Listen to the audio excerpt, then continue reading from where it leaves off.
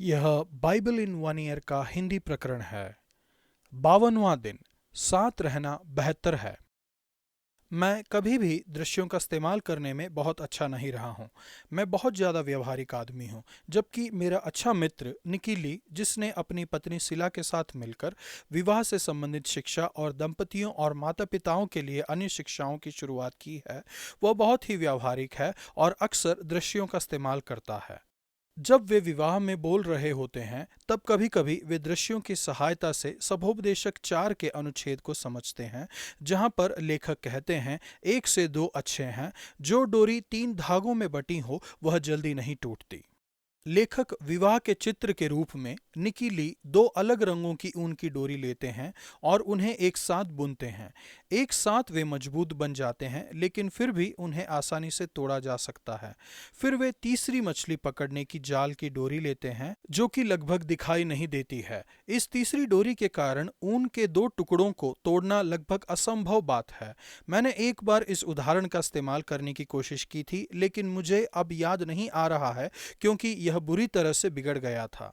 जो बात वे अच्छी तरह से बताते हैं और जो सभोपदेशक के लेखांश से मिलता है, वह यह है कि मित्रता और विवाह अद्भुत उपहार हैं, परंतु मित्रता और विवाह के बीचों बीच परमेश्वर का होना महान सामर्थ की एक अदृश्य डोर को प्रदान करता है। आज के लेखांश में हम लोगों के साथ और परमेश्वर के साथ मजबूत संबंध की महत्ता को देखते हैं। हम देखते हैं कि विवाह, मिशन और सेवकाई में कैसे दो एक से ज्यादा मजबूत होते हैं। नीति वचन 5 का 15 से 23 तक। विवाह, दो एक बन जाते हैं। यह विवाह का एक अद्भुत चित्र है। आनंद, प्रेम, अनुग्रह, संतुष्टि, प्रेम संबंध और आशीष के स्रोत के रूप में यह विवाह का एक सुंदर वर्णन है, जिसमें 2 लोग एक शरीर बन जाते हैं। उत्पत्ति 2 का 24। इसकी सुंदरता का भाग इसकी विशेषता में है। संभोग के आनंद का वर्णन करने के लिए लेखक एक झरना, कुआं या फव्वारे जैसे यादगार चित्र का इस्तेमाल करते हैं। यह एक आनंद है जो कि इसकी विशेषता में है, और वे 4 बार इस पर जोर देते हैं। नीति वचन 5 का 15 से 18। एक पति और पत्नी के बीच भावनात्मक और भौतिक प्रेम की महानता स्थायी प्रेम संबंध की तुलना एक असंयमी अजनबी के साथ भोगविलास के घटिया रोमांच के साथ की गई है। यही कारण है कि लेखक व्यभिचार के विरुद्ध चेतावनी देते हैं। वे कहते हैं, जान लीजिए कि परमेश्वर देख रहे हैं, और जो रास्ता व्यभिचार की ओर ले जाता है वह बुरा, दुष्ट, पाप से भरा हुआ, मूर्ख है और मृत्यु की ओर ले जाता है।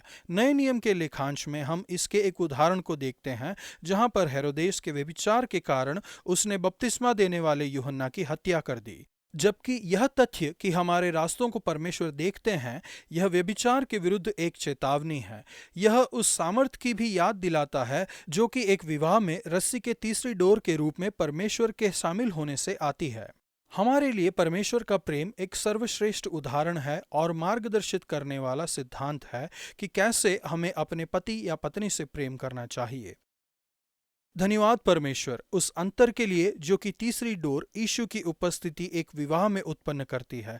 आपका धन्यवाद कि 2 एक से बेहतर होते हैं और 3 डोरियों की एक रस्सी आसानी से नहीं टूटती है। नया नियम मरकुस 6 का 6 से 29 तक। मिशन 2-2। विवाह अकेलेपन का एकमात्र उत्तर नहीं है। यद्यपि विवाह एक महान आशीष है, यहाँ पर हमें बताया गया है कि समूह या परिपूर्णता को जानने के लिए हमें विवाह करने की आवश्यकता नहीं है। यीशु का विवाह नहीं हुआ था और वह सबसे महत्वपूर्ण मनुष्य था जो इस पृथ्वी पर चला। उन्होंने परिपूर्णता के दूसरे तरीके को दर्शाया है। यीशु भलाई करता फिरा, जॉन विम्बर के द्वारा इस्तेमाल किए गए लेखांश में इस्तेमाल की गई एक कहावत। तब उन्होंने अपने चेलों को भी ऐसा ही करने के लिए भेजा। वे बाहर गए और उन्होंने सुसमाचार सुनाया, दुष्टात्माओं को बाहर निकाला और बीमारों को चंगा किया। यह महत्वपूर्ण है कि यीशु ने उन्हें जोड़ियों में भेजा, 2-2 के समूह में। इस प्रकार का मिशन बहुत एकांत हो सकता है यदि आप अकेले हैं। जोड़ियों में बाहर जाना बहुत ही बेहतर होता है। एक साथ जाकर सुसमाचार का प्रचार करना, दुष्ट आत्माओं को बाहर निकालना और बीमारों को तेल से अभिषिक्त करना और इसके परिणाम स्वरूप उन्हें चंगा होते हुए देखना बहुत ही मजेदार और बहुत ही संतुष्ट करने वाली बात रही होगी। उन्होंने आनंदमय तत्परता के साथ प्रचार किया कि जीवन पूरी तरह से अलग हो सकता है। दाएं और बाएं ओर से उन्होंने दुष्ट आत्माओं को बाहर निकाला, उन्हें बीमारों को चंगा किया, उनके शरीर को अभिषिक्त करते हुए, उनकी आत्माओं को चंगा करते हुए। उन्होंने इसे एक साथ किया। इन चेलों के साथ तुलना करते हुए गरीब यूहन्ना बपतिस्मा देने वाला बंदीगृह में था। हमें उनमें नैतिक साहस के ध्यान खींचने वाले उदाहरण दिखाई देते हैं। वह हेरोदेस से कह रहे थे, अपने भाई की पत्नी को रखना तेरे लिए उचित बात नहीं है। जब कभी आवश्यक था तब महान और शक्तिशाली क्रोध को सहने में वह हिचकिचाए नहीं। हेरोदेस को यूहन्ना की बातें सुनना पसंद था। एक अच्छे उपदेश के बाद उसने बेहतर महसूस किया। लेकिन हेरोदेस के जीवन में एक चीज थी जिसे छोड़ना उसने अस्वीकार कर दिया था। हेरोदियास के साथ उसका व्यभिचारिक संबंध, जिसने उसे नैतिक रूप से कमजोर बना दिया और इसने उसे परमेश्वर के साथ एक संबंध का आनंद लेने से रोक दिया। यीशु के साथ पिलातुस की तरह ही हेरोदेस बपतिस्मा देने वाले यूहन्ना की मृत्यु की आज्ञा नहीं देना चाहता था, किंतु हेरोदेस ने एक मूर्खता भरा प्रस्ताव रखा और अपने आप को एक ऐसी स्थिति में पाया जहां उसे शर्मिंदा होना पड़ा यदि उसने यूहन्ना का सिर काट डालने की आज्ञा नहीं दी होती। जबकि बपतिस्मा देने वाले यूहन्ना के चेले थे, उन्हें बंदीगृह और सिर काट दिए जाने का सामना अकेले ही करना था। यीशु उनके चेलों को दो दो के समूह में भेजते हैं। थके बिना काम करना पुस्तक के लेखक जैगो विन लंदन में काम कर रहे लोगों के लिए मिडवीक सभाओं में पासवान रहने के विषय में बताते हैं। वे कहते हैं कि जो लोग काम से अकेले मसीह के रूप में अपने आप आते थे, वे सामान्य थके हुए दिखाई देते थे, कामकाजी जीवन के दबाव के साथ संघर्ष करते हुए।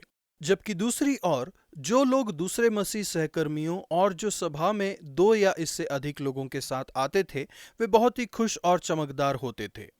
जैगो लिखते हैं, यदि हम अपने दिन प्रतिदिन के वातावरण में एकांत मसीह हैं, चाहे काम के स्थान में या विद्यालय में या यूनिवर्सिटी में या घर में, तो यह अच्छा होगा कि परमेश्वर से प्रार्थना करें कि वह हमें मसीह में दूसरा भाई या बहन दें।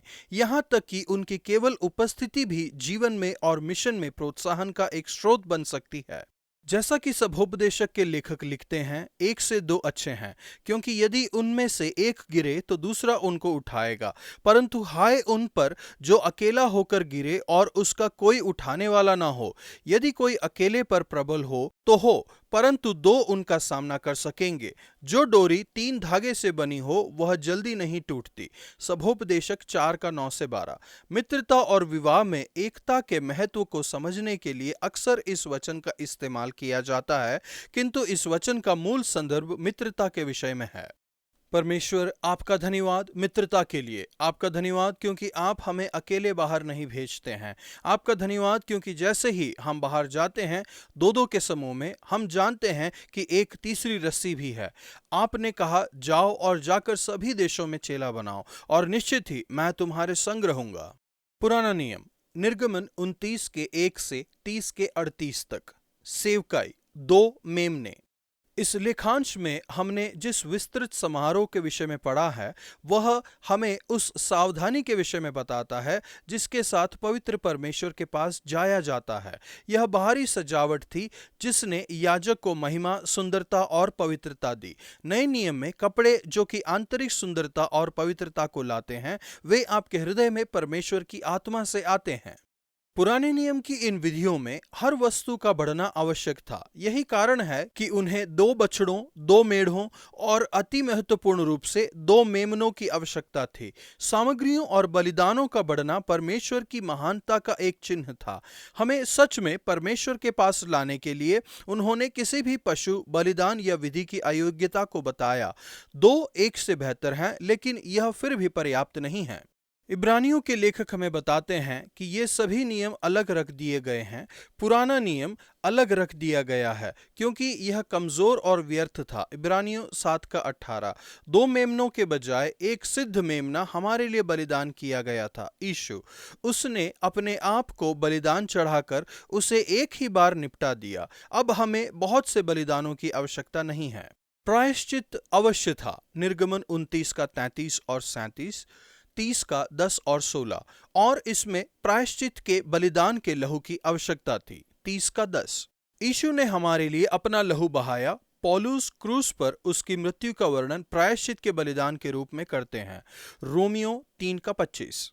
केवल बलिदान चढ़ाने के द्वारा ही याजक सेवकाई करने के लिए वेदी के पास जा सकते थे। निर्गमन 30:20।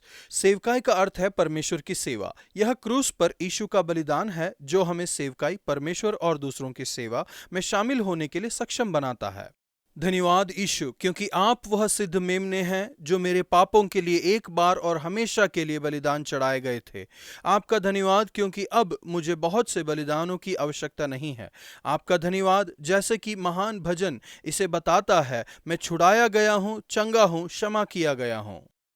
निर्गमन 33:7, 34:35। यहोशू के लिए यह कितना अद्भुत प्रशिक्षण रहा होगा। उसके पास मूसा से सीखने की सुविधा थी, जो कि पुराने नियम में परमेश्वर के महान सेवक थे। यह महत्वपूर्ण है कि आप ऐसे अच्छे आदर्श को पाएं जिनसे आप सीख सकें। आज का वचन, यहोवा ने कहा, मैं आप चलूंगा और तुझे विश्राम दूंगा। निर्गमन 33:14।